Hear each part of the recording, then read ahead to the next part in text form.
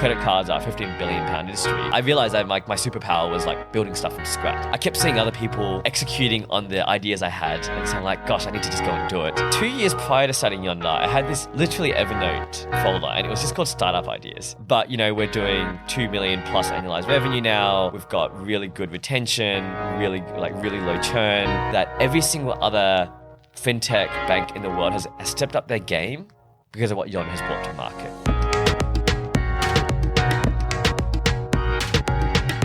Today on the podcast, we have Tim Chong, who's the CEO and founder of Yonder. They're a modern credit card packed with rewards. Tim's got a really interesting journey, having been brought up in Australia, going through the consulting space, strategy, working at different fintechs, and then looking to carve out his own space. And what's interesting is that you'll find for this story is that what he wanted to do with Yonder and what it looks like today is very different. And he took on a lot of different customer experiences and customer feedback to keep pivoting. So let's get on to the show. So Tim, obviously you've done incredible things now with Yonder and it's growing really successfully, but you didn't start from that, right? So when you're growing up, did you think one day you'd be doing what you are today? Yeah, so my family, I actually grew up in a family with tech, and actually my dad worked at Hewlett Packard. Most people don't know Hewlett Packard was like the cool tech company back in like the 80s and 90s. He was there for about 25 years and was there literally at the early days of when, Hewlett Packard or HP, well, one was the birthplace of Silicon Valley, but also we're very hardware oriented. So at home, we would always get the latest computer, which was like at the time a 386 or 486 computer. For those who are old enough, they used to have turbo buttons on them as well. And I would tinker with them when I was 4 or 5 years old. My mum, bless her, gave me a touch typing book to learn when I was 6 or 7 years old and said, you should need to learn how to touch type. And so I learned to touch type at a very young age. So I definitely say I grew up with, let's call it tech, or at the time it was called information technology. And I still remember there were a couple of books around the house that I probably started reading when I was like 12 or 13 years old. One of them was The HP Way, which was literally the founding story of HP, the founding story of Microsoft, of Sony, of IBM. And I don't know why I read them, if I'm honest. I think I was just bored during school holidays and they just happened to be on our shelf. But I remember reading them being really, really excited about their journey building something and the ups and downs of that process as well. I would say though that as I started to get to sort of finishing high school and thinking about university, the sort of dream and aspiration versus reality of I need to get a job and I need to go to university definitely sort of took over a little bit. And I think a bit of the wave of like everyone going, oh, we need to get like a great, in Australia it's called an enter score to get into a good university, was sort of the resounding theme, and it sort of drowned out. I would describe that sort of entrepreneurial spirit. But I always I describe it as an itch. And people always joke about, what are the kind of businesses you started when you were young. Mine were quite funny. One of them was I used to do, it was probably not the most, good business to do, but I got one of the first CD burners. So you could copy CDs. And so I would copy like video games at school and then I would sell them at school. But not much, for like $5 Australian. I would go to the effort of making like a really nice case for it and things like that. And then in high school, I started buying soft drink from the local supermarket and trying to sell them at my school as well. Made absolutely no money. I think at one point people figured that out and then I tipped over my locker and all the drinks exploded. It was an absolute disaster. But yeah, I would say that I always sort of tinkered around on the edges of it. But I definitely wouldn't say that my goal was to start a fast growth tech company. It was sort of like, I liked the idea of what they were talking about when I read these books. I liked having a bit of fun with trying new things. But I wouldn't say that my dream in life was like, I want to be an entrepreneur. This is my life ahead of me. I was like, I really like the idea of it. This is kind of a cool space. And there are a couple of fun little examples where I did it at a tiny scale and I had a lot of fun doing it. So yeah. So hopefully the Australian police aren't listening to this podcast. I hope they're not. But with your dad being in the tech space as well, was he encouraging you to go down that route, or what were you kind of getting in terms of pressures there? I think the pressure was more around find a good, stable job. I think he definitely introduced a lot of tech at home though, which was great, right? So I got, we were the first, one of the first to get a CD burner. I used to actually really like hardware actually. So my original aspiration was to go and run a computer shop and like go and repair computers. And I still actually like tinkering today. And then I think I got introduced a bit more to software. For those, many of you grew up with like the MySpace days. And so I got into like website building. I learned a bit of like basic like server-side scripting with like PHP. I learned C++, which is a horrible language, and I never want to learn sort of that low-level language ever again. So I always like tinkered around. I didn't really get a lot of pressure. I think, I'm a second child, so I feel like my older sister got all the pressure. I sort of got okay, she turned out all right. You do whatever you want then. Like, we kind of trust that you'll do something reasonably sensible and go and find something that you ideally would get a good job with. And I think originally my plan was to go into aerospace engineering, but in Australia there's basically very little aerospace jobs, and so I was like, okay, well, like maybe I'll do something else then. But I think at the time I never really thought beyond the borders of Australia. It was almost like, what degree do I get to get a job, rather than going like, what do I just want to do and want to learn about. So what did you go into straight after university then? So I studied information systems, which I kind of described as like sort of half commerce and sort of like economics and half computer science, but neither of them. I went into consulting. That was just a sensible job to get. At the time as well, there weren't a lot of tech startups in Australia. People talk about Atlassian. Atlassian was the only example that people could talk about. Companies like Canva weren't around, and a lot of the other startups you're starting to see coming out of Australia weren't around. And so going to a startup was basically like, if you couldn't get a real job, you go to a startup. I was never a really good software engineer, and consulting was sort of like combining a bit of I think I'm like reasonably good at people. I think I like solving problems, and also, honestly, it was a cool way to travel the world. And when I was in I was 20 years old at the time, I was like, oh, cool, the idea of like being able to travel around the world and work is super exciting. So honestly, part of that motivation was wanting to like live abroad, wanting to travel the world and, feel like I've got some sensible sense of like job or employment as well, which keeps the parents happy as well. Did it live up to expectations? So that's why you got into it. But when you were doing it, was it fulfilling? Was it the travel around the world? Did it excite you? I definitely think like early on it was fun. I think, when you're 20, 21 years old going to Malaysia for work, I went to Chicago when I was 22, 23. I think my first year of work, I went to Malaysia and India in the first year. This is the year after that. I think I went to Chicago, and then I did quite a bit of work sort of across, Southeast Asia and things like that. So it was really fun actually at the time. And I did really love, especially in my early 20s, the excitement of just being able to be on the road all the time. So that was cool. It was, it was a chance to go and see the world essentially for free. And the work was relatively interesting. I think, early days consulting is quite fun. You're like learning new problems. You're learning how to like work with clients. I guess there's a bit of a prestige factor of it as well, being able to like, stay in nice hotels and things like that. I wouldn't say like I didn't like it. I would say that I actually did overall really liked it. I think sort of by my mid-20s though, I started to get the feeling of like, well, I look at sort of where the path is next, and that doesn't excite me. So, as you stay in consulting for longer, it becomes much more about like getting really good at selling consulting work.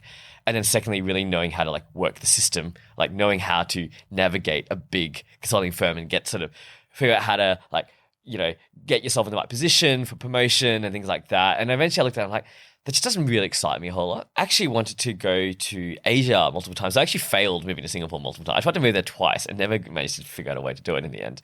And I think I was kind of at that point where I was getting a bit itchy. I was getting a bit bored of like doing another telecom and media transformation program or another product launch. I was like, this is just honestly getting really repetitive. And I think one of the things I found frustrating was that ultimately I never took complete ownership of something. It was always, I'm there for a period, I'm there for some engagement, but I don't own it, and it's never really my accountability. And I think I kind of had the feeling of like, I need to do something different now. There's an interesting mention there as well about, because so many people like in the corporate world, right? Some of them are listening right now, and a lot of them are trying really hard for promotion. But I think often people don't think about, if I get that promotion, am I going to actually enjoy the job there? And they're working really hard to get a job which they're not going to enjoy. And it's sometimes it gets that position and then it's not as fulfilling as they want. And it's really interesting thing that you had that vision before you got there. So think about, do I want to keep going down this path or not? At that point, what were some of the options? What were you thinking about? Was it, obviously you went into the startup space, but did you have other things you were considering as well? So funnily enough, I was planning to go into international development. So I actually have always liked the impact sector as well. So I think when I was like 22, I took a 3-month sabbatical and moved to Cambodia to basically work as a missionary. It was really random, but I was sort of like, what do I want to do with my life? Let me just like take a sabbatical and go and do some volunteering for 3 months.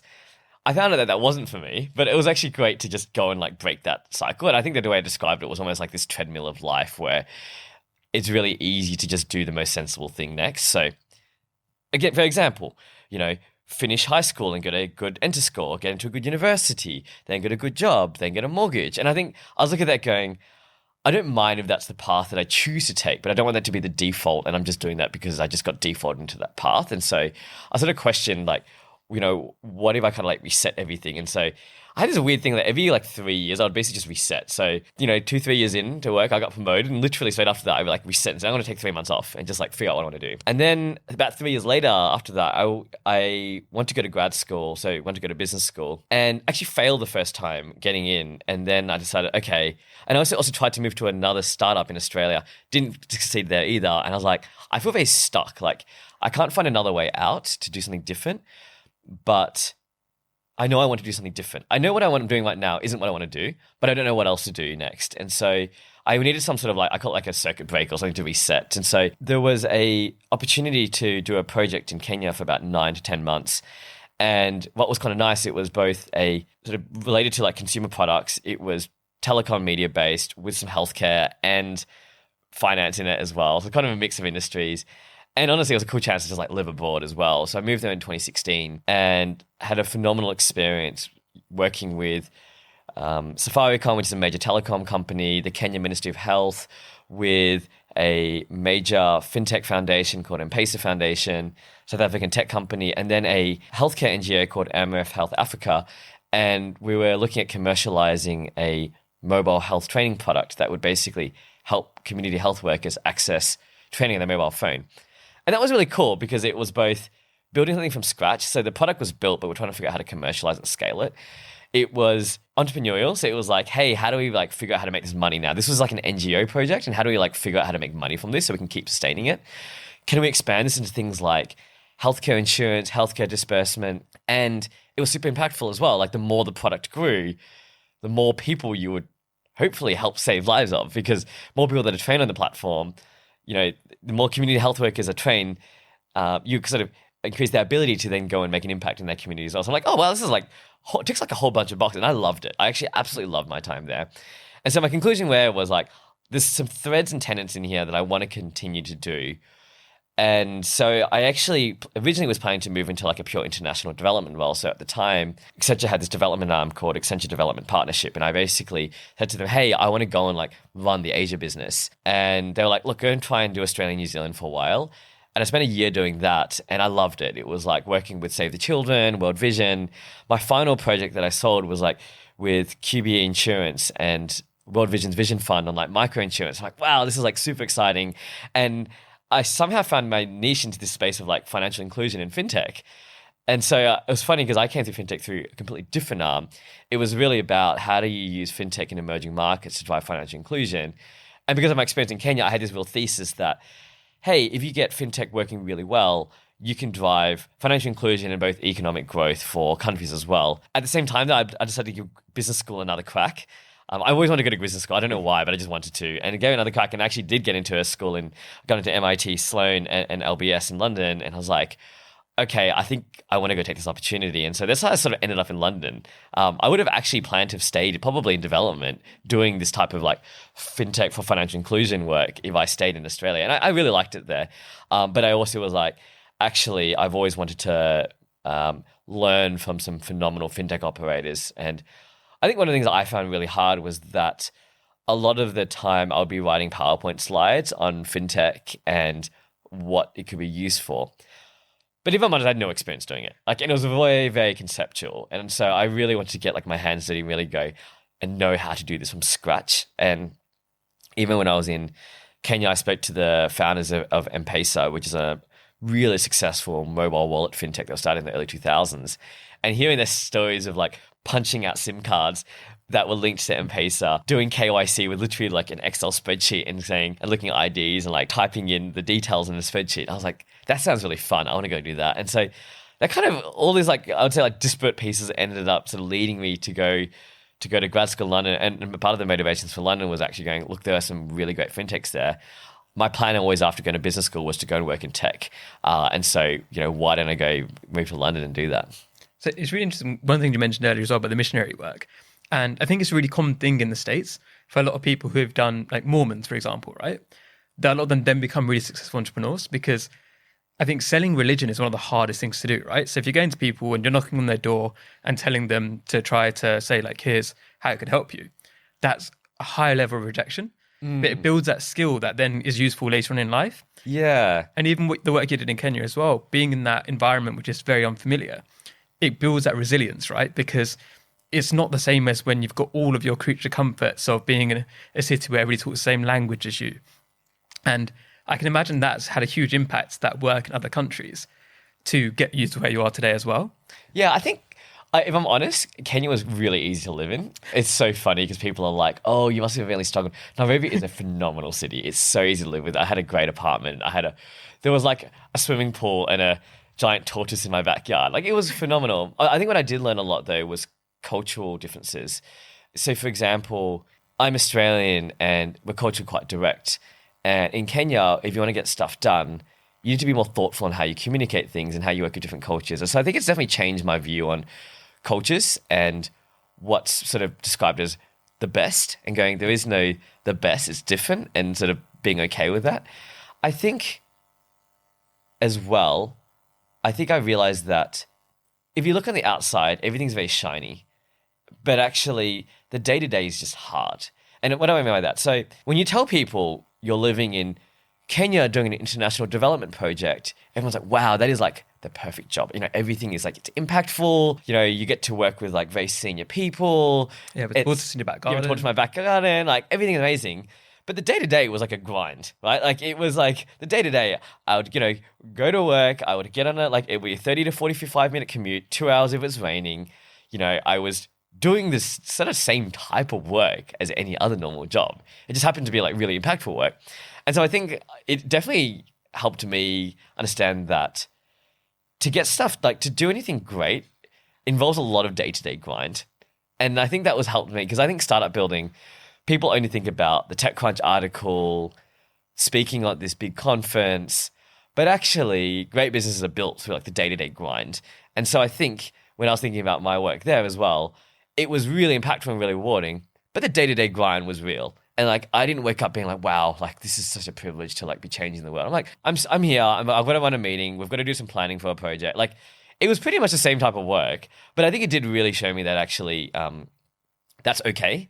And that I think a lot of startup founders, in my opinion anyway, get so caught up with just networking, going to events, going to conferences, going to like pitch nights and all that. And I'm like, mate, to build your business, you need to go and like grind. Like, build great businesses are built on day-to-day grind, and you need to go and grind. And actually that is good because that's how you achieve the great things. In fact, I spent a year there and day-to-day was a grind. And then by the time I left, I was like, wow, like we've scaled this and we've figured out a commercial model for this, mobile health learning platform.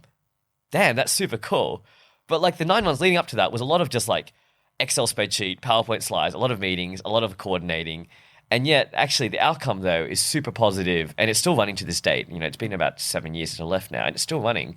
And so I kind of think about that and reframing now what like startup life should look like, because I think people can have in my opinion, over-glamorized view and be like, being a startup founder is like every day you wake up being like, wow, I'm living the dream. Like, no, that is not true. Like, that is not factually true. There are days that are really great and the days that are very hard, and that's like every other job. And so I think one thing I would always say is like going to start a startup to like find fulfillment in life is a really bad idea, because you won't. Like, you will not find life fulfillment by doing a startup. I think that's completely false. The point you mentioned there as well, I think, because everyone posts on LinkedIn all the time, for example, right? And some people post every single day and they're at this talk or that talk, and it's, at the end of the day, to actually build a startup, you've got to do the thing. Yes. And that's a bit which isn't like, nobody takes a picture of them like typing on Excel, right? But that's what, in order to actually build the business, is what you have to spend a lot of the time on. And it's really important, I think, people listening as well who are potentially going to start startups, to really realize that it's like, there's a ton of stress that comes with it because you're responsible for people.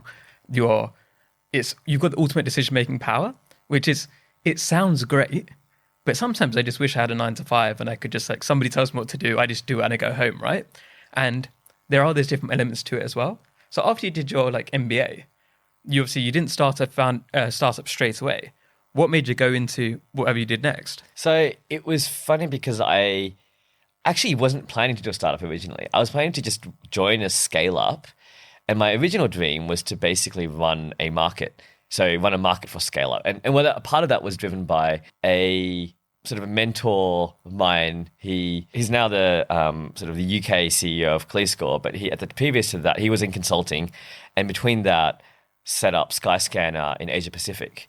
And I was like, actually, it's got a lot of attributes that I'm looking for. It's got the excitement of building something from scratch, building an entire market from scratch, 0 to 1, which I really enjoy that early stage. But it's also got the stability of a salary, plus you get some upside because you still got stock options and things like that. So my original plan was actually not to go and start something. It was originally to go and work in international markets, which I did actually. I spent about 2 years working as part of the international expansion team, working on ClearScore in South Africa, India, Australia, and also looking at the other international markets as well. And that was super fun. It was 0 to 1. It had a bit of the elements of traveling around the world. I met my co-founders there. So it was really exciting. And I think the thing for me was that it ticked a lot of the boxes in that it was a fintech. I got to learn from some great operators.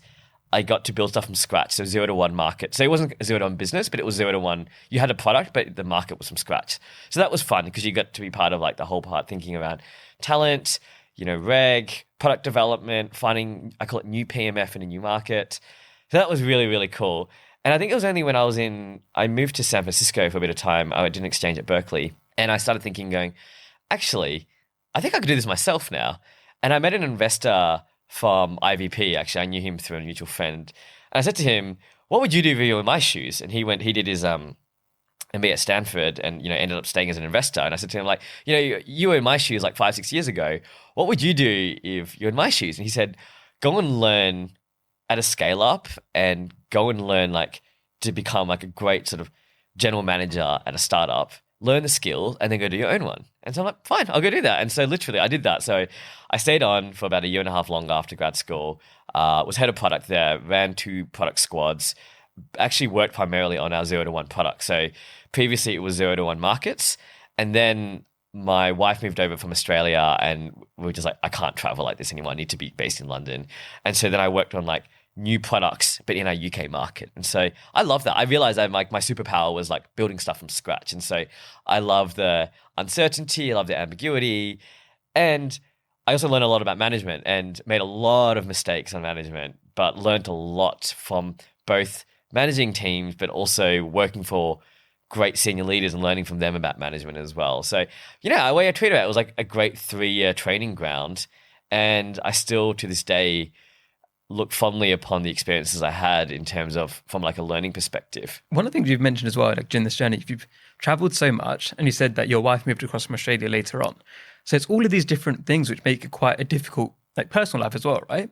So how was that element in terms of when people from the outside, your family, and you, as you said, many people when you're growing up, it's get a mortgage, get a safe job, whereas you're doing all these other things which maybe from the outside look quite crazy. How was that environment for you and the support around you? I definitely had some feelings of FOMO when I go back and my friends have a house and they have a pretty chilled life. I was like, oh, actually, I wouldn't mind that. To be fair, one of the reasons why I did leave Melbourne was I was getting a bit bored as well. I would say I have a super supportive wife, but we did long distance for 2 years. So we'd literally fly back and forth between Australia and London, literally every 3 months. And we would meet each other Singapore, we would meet each other in Melbourne, in London. And I think I feel very fortunate that, she was willing to do that with me. And then after that, I think where I found out how I was actually doing COVID though, because what was happening is London was not particularly fun. I was living in a 50 square meter apartment. Startups weren't the most exciting place to be at that point. They were all really struggling. My wife got made redundant and all my friends were moving back to Australia. And we're all in that sort of age around the early 30s where everyone was moving back home. I did my 30th birthday in lockdown. And all my friends were like, I'm going to go back to Australia. And we were like, there's no one left here. What are we doing here? So it was hard. It was really, really hard. I think that we both had conviction that we had a reason to be here. I don't know how to describe it. It's feeling of this is where we need to be. And so we kind of stuck it out, but it was hard. It was super difficult. And I think I would say at this point there, I probably got less pressure from my family at that, but I didn't really get that much pressure from my parents. I think originally they were sort of a bit why would you go to business school? You already have a job in consulting. You have a path to potentially become a partner. Why would you leave? But I was sort of I just don't care. That's just not my motivation. I want to keep learning. I think one thing that's kept me going is I just love learning new things. And so I felt like my learning was stagnating. And so actually, I think that the learning offset let's call it the FOMO, or the feeling of like, why don't we go pick this like more stable life? I would say we're still pretty fortunate there. Like I came across to London with savings at least, so it wasn't as hard as some people. In fact, some of the people I know who move over don't have much financial support, and it is really difficult. So, I always say that it's hard in context, but it wasn't that hard in that sense. I'd say more mentally hard during COVID, but that was for everyone as well. So you then went to create your own startup, right? So Yonder. Where did that idea come from? Like, why is Yonder the one that you believed that this is the one I'm going to go all in on? So the 2 years prior to starting Yonder, I had this literally Evernote folder, and it was just called Startup Ideas. And one of them actually was quite funny because it actually got built in the end.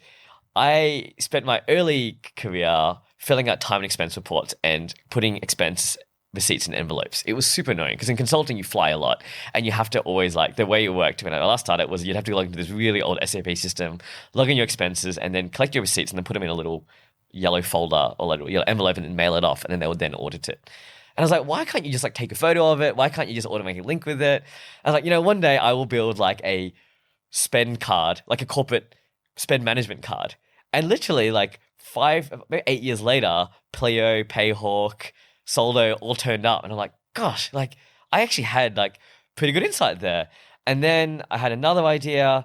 I realized you couldn't build a business out of it, but it was really knowing, I always found out it was always a bit bizarre that you type in your sort code account number and you would never really check.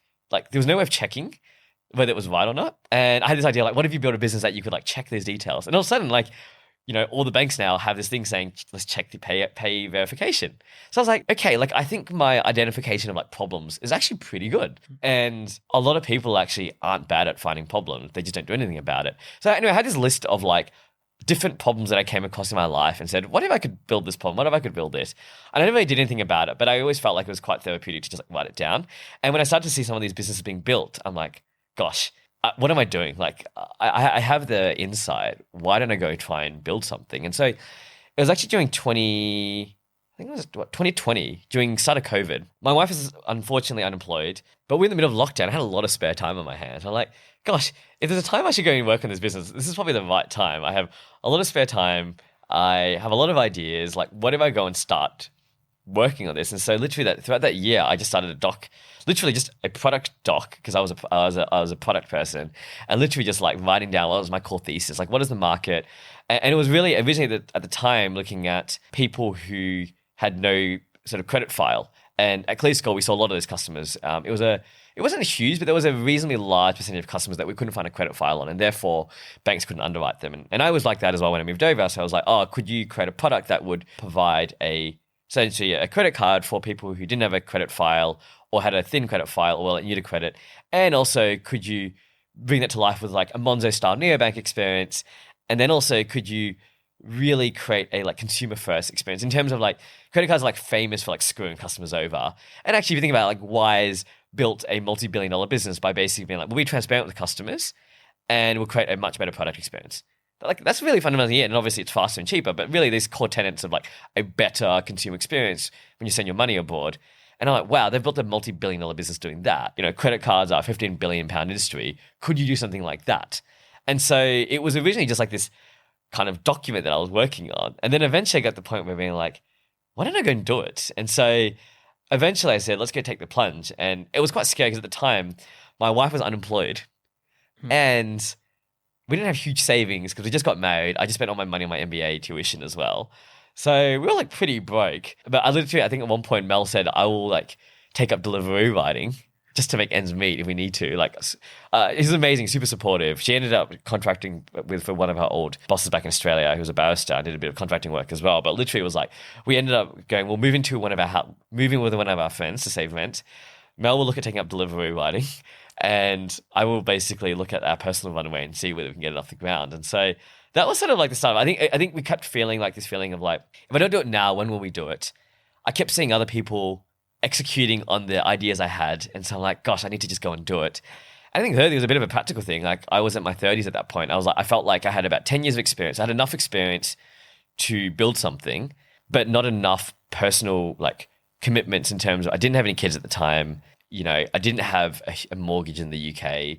So I didn't have any like sort of financial or personal commitments that were holding me back. So I'm like, if I'm going to do it, this feels like the right time to do it. And so it's funny because I think people are often like, just go all in, blah, blah, blah. And I'm like, I was super realistic. I was like, look, statistically speaking, it's like a 99.9% chance of failure. So like, let's just go in with that. My worst case is I'll get another job. I'll go back to consulting. I'll go back to another startup. And also, like, we're not going to be homeless. I think the key thing for me was like, we have to be super sensible about these decisions. And also, I don't really want to start a family the same year I start a startup as well. So like, how do I think about those timings as well? So it was quite funny because I think people have this often misconception that it's just all in, YOLO. And I was like, no, I was like super methodical about it. I was like, I had a framework of like, what is the optimum time? And it felt like basically in my 30s or in my 40s. That was like my ideal age because the 40s, you know, ideally we've got kids who are a bit older at school, so that's okay. And you've got some financial security, or 30s, you've got like some level of like experience and you don't have the financial commitments or family commitments. So it's like super systematic approach to like thinking about timing. So you mentioned there about like 99.9% chance of failure. Obviously, you haven't failed. You're still going. You're growing rapidly. Could you tell the audience like where you are today and like what some of the biggest wins have been for you? So, I mean, I always described it as if you're getting started, there's sort of three things you need to get right. You need to get create a product that people actually want. You need to find a way to make money. And you need to find a way to find customer distribution. And I would say broadly, we're very healthy across all these three areas. Now, our biggest challenge is like really scaling that to become like a huge company.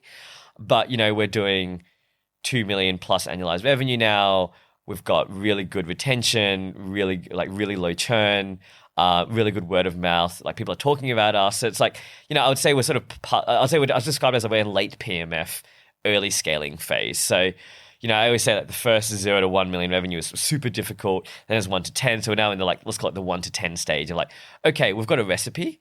Now we're going to figure out how to scale the recipe. And when you scale, everything breaks. So it's like, how do we now scale it while also trying to fix our house get our house in order as we're scaling it? Because, you know, operations gets hard when you scale. Processes need to scale. Your people need to scale. Everything needs to scale. And so we're definitely in that scaling phase where I would definitely say we are far from guaranteed success, but we're definitely not in the, hey, is there a product that people like here? We're definitely not in the stage of like, you know, does anyone like your product? Do you know how to make money? We've got that. It's like, do you know how to grow? We need to grow. We need to accelerate that. So I describe it as like, we've got the recipe. Now we're scaling the recipe. So you have to like so much experience before you started. You worked for another fintech. You had the MBA. What are some of the things that when you actually started your company were the mistakes you still made, even despite all that experience? I think that I underestimated how hard operations would be because our product is so complicated.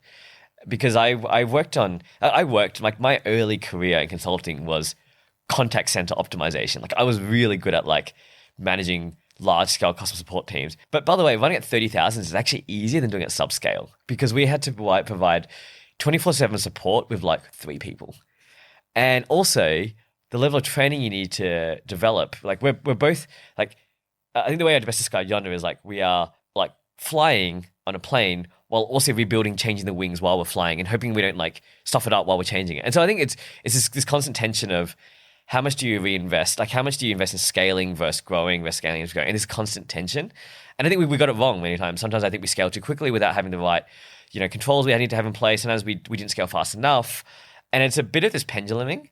I think we knew that like this would get hard. Like there's this saying in startup world that basically investors get calls when there are 2 problems. 1, when you're not growing, and 2, when you're growing really fast. Like those are like the two main reasons because each of them bring different problems. The first one, you're not growing, like you can't get anyone to try your product out. That's a problem for obvious reasons. But actually, when you're starting to get momentum, that also brings new problems as well. And I knew that cognitively, but I didn't realize how important it is to shift my mindset to now go build for scale, build for scale. Whereas the first year or 2 is like build for scrappiness, build for speed.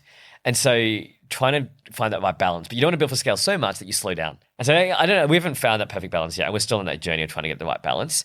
But that was something that I've been reflecting on a lot. And, you know, the realization now that my primary job now is to build great managers. That is literally my job now. There's this saying that you basically go from being a builder to a manager to a politician. And like actually through the different stages of being a startup, your challenges change massively and you have to adapt. When your company is like the size of Stripe, you can't be the builder anymore. You have to think about managing, you know, global regulators. You have to think about policy. You have to think about the GDP impact of your company. And these are really different problems you have to deal with. Super fascinating, but you can't go and like build new product features when you're running a company that size. And so I think that's been a really interesting mental switch for me as well. So some of our listeners are going to want to be like you in the future, right? And some of them might have consulting backgrounds or might be working at scale-ups.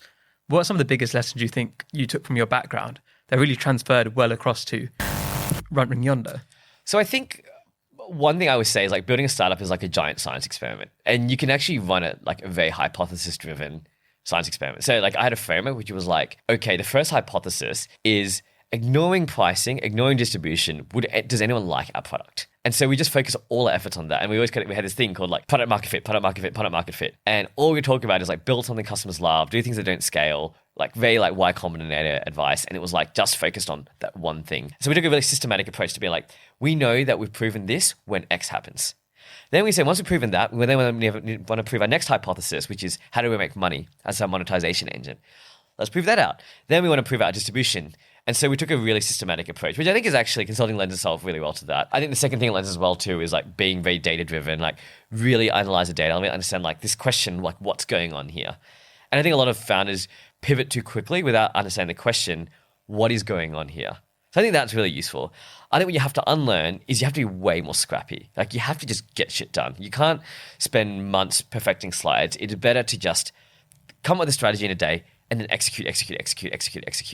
And I'd say like our job is like, you know, about 95% execution, 5% strategy. And I think that's probably at the right balance. Now you need to have that 5% though. You don't want to be 100-0. You do want to be thinking thoughtfully about like what's going on here. What are we learning? Therefore, what should we do next? What is the next hypothesis we want to prove? I think that approach for me has worked really well for us. But then, okay, great, go and make it happen then. And so I think it's this combination of like holding this tension of the creative innovation process while also being like really systematic in how you test and validate your hypotheses. Because that's all startups really are. It's a giant science experiment trying to prove whether your idea could be a viable long-term business. That's really what you're doing. With all the like success you've had so far, but you said like there's so much more to go. What is the dream for Yonder? What do you want Yonder to end up as? I would love to see Yonder sort of having its footprint all across the world. I always imagine this idea. Imagine, we've been talking about this idea of like Yonder spaces. So imagine like member-only spaces at like really cool cafes across London, pop-up experiences across airports across the world. Imagine going to like a new city and being like, hey, Yonder's got you covered and where you want to go. Here, we found a really cool experience for you to try out. So you can kind of imagine this idea of like Yonder all across the world. And secondly, I think bringing this idea of experiences to life across the world in major cities all across the world. And then thirdly, I would say setting the standard for what great, fair and conscious financial services look like. Like I know that it is not realistic for Yonder to be the only one. There are regulatory reasons that they will never happen. It's because like they don't allow monopolies. But I would like for us to say that every single other fintech bank in the world has stepped up their game because of what Yonder has brought to market, both in terms of, you know, making credit really, really fair for consumers and really transparent, making money a super rewarding experience. Like for me, that would be the win. And for the people side, being a place where we've just helped accelerate people's growth. And I always say that Yonder is not right for everyone for their entire career. It is really intense. It is really demanding. But I hope for the season that you do choose to work with us, you feel like this is the most rewarding experience, both in terms of like my professional development, but also how I've grown as a person as well. That would be like for me a win. So thanks so much for coming on today. We're going to need to jump to the quick fire questions. So first one, who are 3 Asian entrepreneurs that you'd love to shout out or spotlight? So there's a really cool founder called Stephanie Leong starting a company called Care Hero. She's working on essentially thinking about the care home experience for elderly people. And I just love the mission, what she's working on. She's a super experienced operator and working, in my opinion, on a super impactful space.